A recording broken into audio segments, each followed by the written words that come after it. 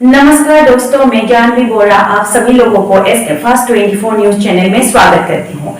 आइए देश भर की तमाम बड़ी खबरों पर एक नजर डालते हैं। थाने पे टेम्पू लगाया जाता है, पर मैं इधर उधर गाड़ी घुमा के लाती हूँ तो हमारी गाड़ी नहीं लगाने दिया जाता। और ऐसे ही मैं जबरदस्ती लगाई तो गीता लेडीज पुलिस लगता थाने की, उन्होंने मेरे सिलेटर की तार तोड़ी, हमने हटाया उनको और हटाने से उन्होंने मुझे डंडा मारा है उसका, मेरे पास पूरा सबूत है उसका। और उसके बाद जब आते हैं दरोगा और लगता थाने के तो कहते हैं गाड़ी हटा, जब कहते हैं कि नियम कानून सबके लिए कि एक के लिए है, तो कहते हैं कि ये टोटो लगता थाने से लगाए जा रहे, तुम की लोग की नहीं है, तुम लोग हटो। और एक तो ये है अविनाश पटेल एटीआई दरोगा है और उसको तो बोलने की बदतमीज कमीना और गंदी गंदी गाली देते हैं। डीपी लाइन के मैं उनके सामने बोल दूं, पर एक बात है, मैं सर डरती नहीं, कहती हूँ मुझे गर्व है अपने ऊपर, मैं कमा रही हूँ। कोई चोरी डकैती मर्डर है, मैं गलत काम कर नहीं रही हूँ, हमारे पास मजबूरी है तब मैं कमा रही हूँ। हमारी अनुरोध है योगी जी से कि हमारी इस पे सुनवाई करें महिलाओं को। मैं इसीलिए कि जो बार कोड लगाया जा रहा है नहीं लगाना जाए, हम इसको नहीं मानेंगे। दिक्कत ये आ रही है कि देखिए जो टोटो भाई लोग हैं उन लोगों को लोकल में मिल रहा है गली में 3 किलोमीटर चलाने के लिए। अब 3 किलो में उनका पेट कैसे चलेगा? आप लोग की क्या मांग है? हम लोगों का ये है कि जो हम लोगों का रोड तक चलता है, जैसे काशी के अंदर, कैन के अंदर, तो हम लोगों को वहाँ चलने का आदेश मिले। हम लोगों को आदेश चाहिए और कुछ नहीं चाहिए। आज आप लोग कहाँ हैं, क्या कर रहे हैं? आज हम लोग आए हैं कार्यालय भाई अपनी बात रखने के लिए, अब कोई बात नहीं है। हम लोग जैसे गाड़ी चलता पहले जैसे चलता रहा वैसा नहीं तभी हम लोग खुश रहेंगे। हैं यातायात प्रशासन जो है जबरन एक QR कोड बार कोड बना रहा है, उससे ई रिक्शा चालकों की कमाई खत्म हो जाएगी, मर जाएगी। ये नियम कानून और किसी गाड़ी पे नहीं लगाया जा रहा। बजाज की ऑटो गाड़ियाँ चल रही उस पर नहीं लगाया जा रहा, ऑटो के ऊपर नहीं लगाया जा रहा, कार के ऊपर नहीं लगाया जा रहा। क्या कारण है? खाली टोटो के ऊपर लगाया जा रहा। तो हम लोग कई दिनों से बहुत प्रयास कर रहे थे अपने कमिश्नर साहब, अपने DM साहब से, वो लोग नहीं सुन रहे थे और जबरन हमारे ऊपर ये नियम थोप रहे थे।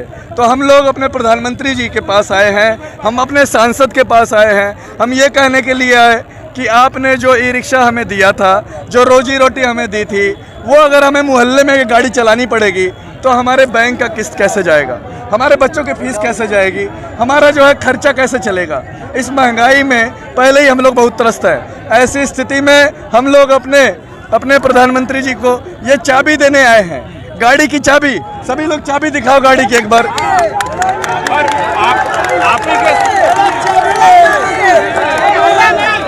ही के समुदाय के लोग, आप ही के कुछ ऑटो चालक लोग हैं वो सरकार के पक्ष में है, वो जबरदस्ती।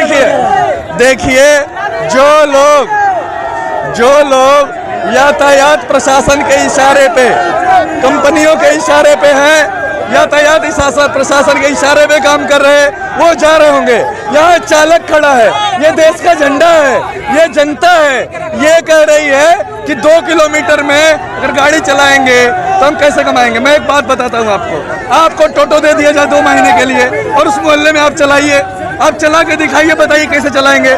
पुलिस कमिश्नर साहब को वो गाड़ी की चाबी दे दीजिए, 2 महीना चला के दिखाए कैसे परिवार पालेंगे। तो बात यहाँ पे है ना? अगर एक पत्रकार को 2 महीने दी जाए, चला लेगा वहाँ पे गाड़ी, आप चला लेंगे। कि प्रधानमंत्री कार्यालय पे प्रदर्शन करने के बाद क्या आपकी मांगे मानी जाएगी? अगर नहीं मानी जाती है तो अगला स्टेप क्या होगा? हम लोगों का अनशन आंदोलन चल रहा है। टोटो चालकों का चलना है, जितना जरूरी उनकी आय के साधन के बने रहना है, उतना ही जरूरी बनारस में ट्रैफिक का बने रहना है।